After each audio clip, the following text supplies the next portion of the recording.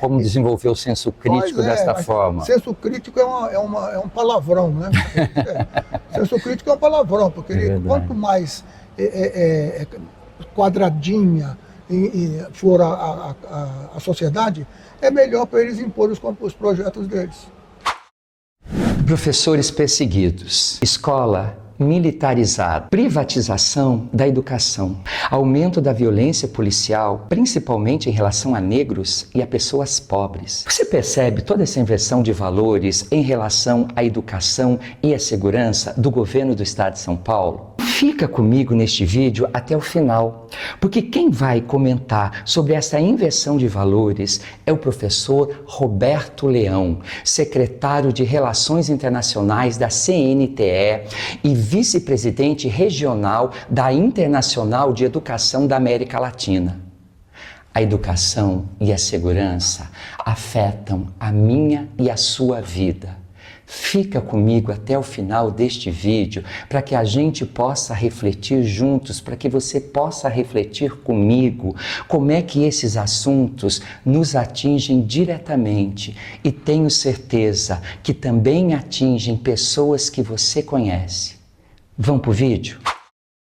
Professor Leão, o estado de São Paulo tem virado, na verdade, um balcão de leilão e está muito clara qual é a meta do governador, que é privatizar qualquer instituição pública. Vide o que aconteceu com a Sabesp, vide todas as tentativas e todos os ataques em relação à educação.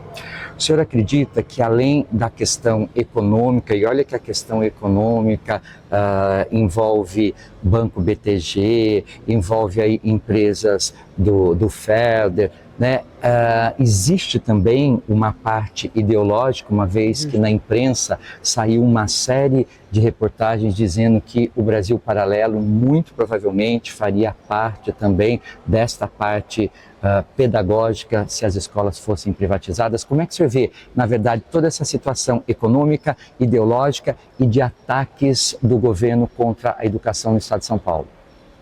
Veja bem, é um projeto político do governo do estado de São Paulo fazer o que está fazendo, tá certo?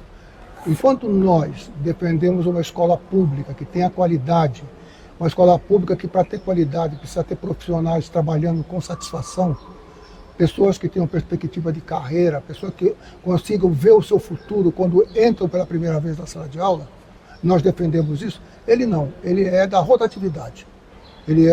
O projeto deles é um projeto que quer tratar o professor quer tratar o professor de uma maneira indigna, de uma maneira a não reconhecer a importância que a educação tem, né? É um projeto político. É a escola militarizada, os professores sendo perseguidos por suas opiniões, tá certo?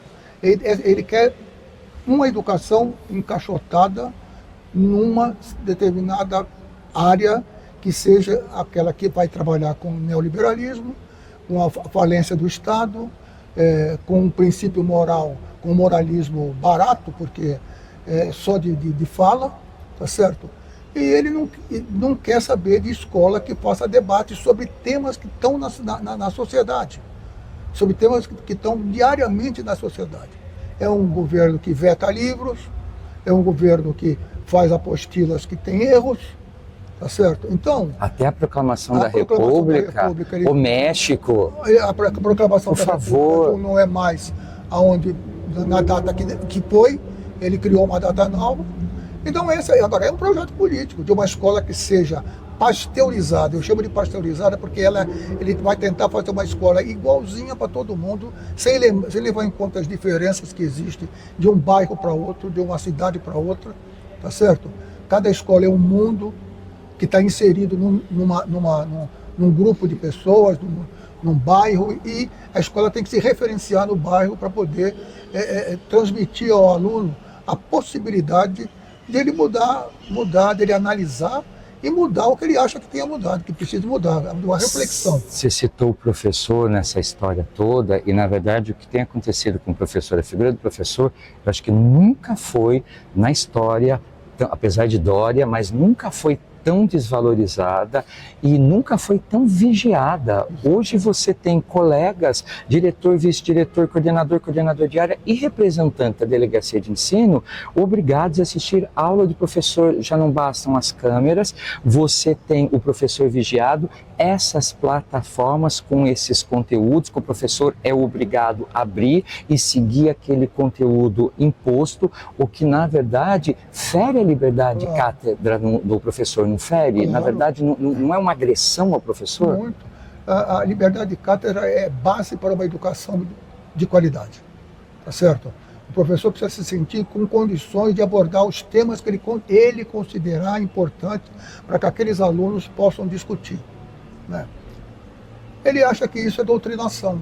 Então ele vem com a proposta pronta, você não pode discutir isso, você só pode discutir isso que está na plataforma que ele Que criou. formação, como desenvolver o senso crítico desta forma? Senso crítico é um palavrão, né?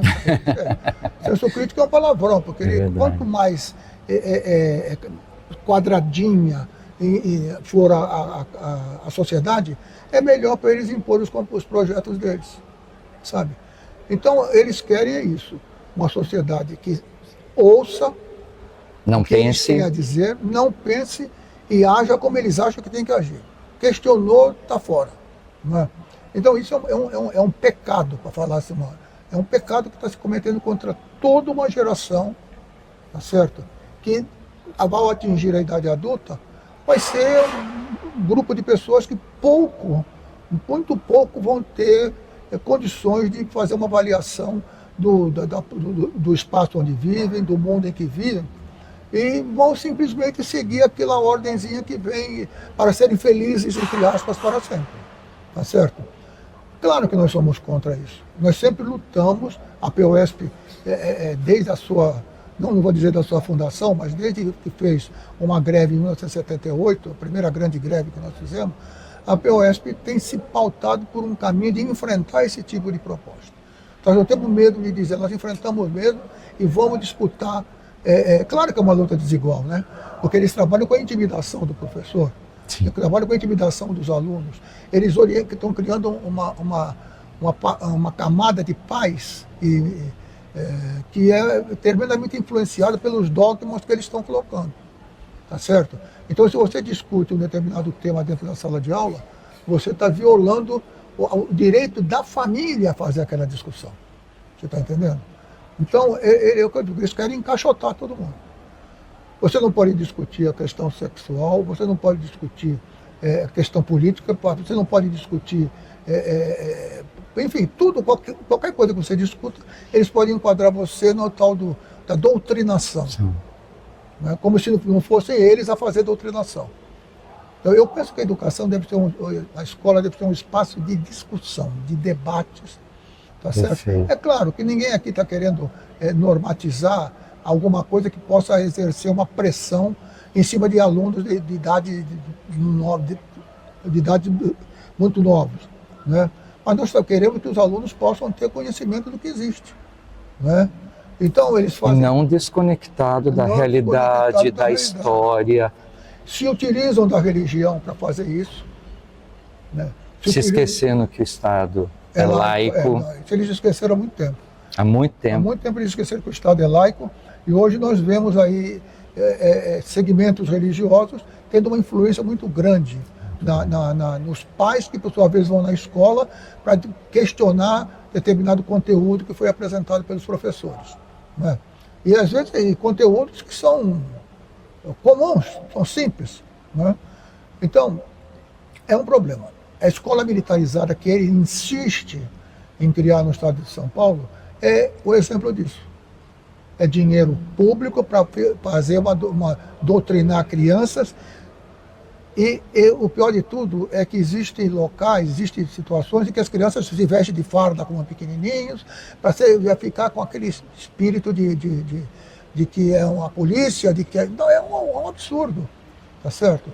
A lógica dele não é uma deles, né? É uma lógica enfim, não sei, de destruição, disruptiva essa lógica, né? Porque eles acham que existe, é um problema. É um governo da privatização, É um governo que cada dia que passa mostra a que vem. A venda da Sabesp, pelo preço inclusive que foi vendida, mostra isso. Eles estão preocupados em tirar o Estado. As contas d'água lá em cima para as pessoas mais pobres e que às vezes acabaram votando no próprio governador. Claro, tem tudo isso. Tudo isso é verdade, é uma triste realidade que levou este governador ao poder, porque ele é uma pessoa que não é nem do Estado de São Paulo, nem xenofobia, não. Não, eu sei. Não é xenofobia. Ele não conhece São Paulo. Não conhece. Se esforçou para conhecer, para saber onde é o Parque do Ibirapuera, para saber uma série de coisas de São Paulo. Se esforçou. Foi eleito por conta de um sentimento que está plantado na população, na sociedade, e que o oposto dele é comunista, o oposto dele é socialista, o oposto dele não quer destruir a família. Tá certo? Quando, na verdade, o oposto dele tem católicos, protestantes, tudo quanto é tipo de religião, e tem pessoas que são casadas, que são solteiras, o espectro da sociedade está refletido nelas. Né? Então, é um governo que eu costumo dizer que ele é o pior bolsonarista que existe, porque ele parece uma pessoa decidida, firme, que toma decisões rápidas e que quer resolver o problema, tá certo? E angaria a simpatia do povo. Né? Uma polícia tremendamente violenta. Principalmente com negros e pessoas da periferia. Com gente pobre, os negros com gente pobre, que mata primeiro e pergunta depois. Sim. Tá certo? Que só em 30 dias na Baixada Santista matou mais de 50 pessoas, mais de 40 pessoas mataram lá, né? E em muitos casos impedindo, inclusive, que os familiares do morto ou do que estava morrendo pudessem chamar o pronto-socorro ou pudessem chegar perto da pessoa, né? Então, ainda foi irônico que ele foi denunciado na ONU e ele disse assim, podem reclamar para os super-heróis que eu não estou nem aí, né? Para a sala da justiça, para os super-heróis. Então esse é o governador que nós temos, essa é a política para o Estado de São Paulo. Privatizar, ter uma segurança agressiva, uma segurança autoritária, porque ninguém aqui está falando em não ter segurança, em não ter polícia. O que nós estamos dizendo é que precisa ter uma polícia que respeite o cidadão. Só que polícia que respeite o cidadão para ele e para o secretário de segurança dele, que é o Derrite, que foi um oficial da rota, tá certo? Que no início dizia, quando começou, dizia que policial bom era policial que tinha pelo menos 3 mortes, tá certo? Então, é isso. Certo? Essa é a política dele. Segurança. E agora, cinicamente, vai à imprensa falar que entendeu a importância das câmeras. E tudo bem, compra as câmeras, mas que pode desligar. Pode desligar a hora que você quiser. Que vigilância. E tem mais, não é? Por que a gente defende? Porque, na minha opinião, agente público do Estado que é armado tem que ter controle, independente de se ele é uma pessoa normal, não é, se é uma pessoa que... Não, tem que ter controle. O Estado tem que controlar seus agentes que são armados. Porque quando você arma uma pessoa, você dá a essa pessoa o poder de vida ou de morte. Tá certo?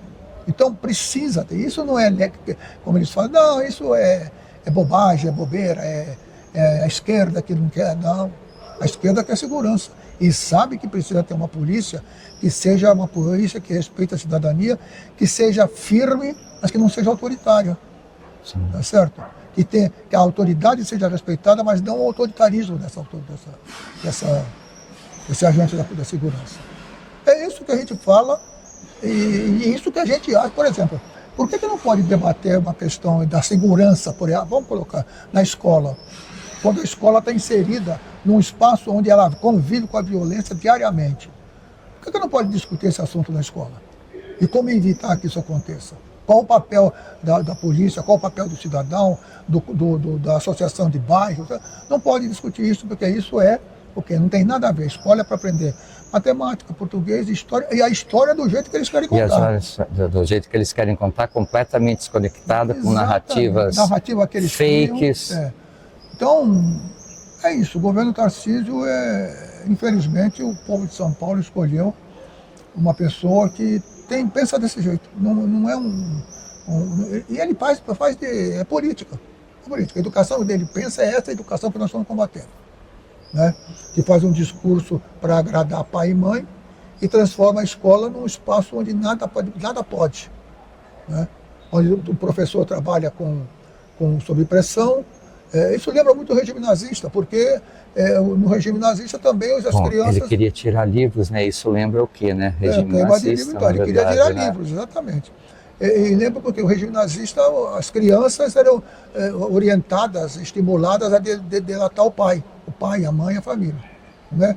E aqui é a mesma coisa, porque os alunos hoje, dependendo da leitura que eles façam de um texto que o professor dê para eles analisarem, eles vão chegar na casa deles e olha o texto é contra a família, o texto é comunista, o texto agride a religião, enfim, tá certo? Mas é isso. Professor, quero te agradecer imensamente por esta aula, por essa importância, porque eu acho que a sociedade tem que saber o que está acontecendo na educação, porque sem educação realmente não vai existir país, não existe nação, não existe nada. Eu quero, assim, agradecer imensamente, tá? Por essas palavras maravilhosas. Muito obrigado, hein? Ser harmonia, de cara limpa, sem máscaras no dia a dia. Ele é o Jorge.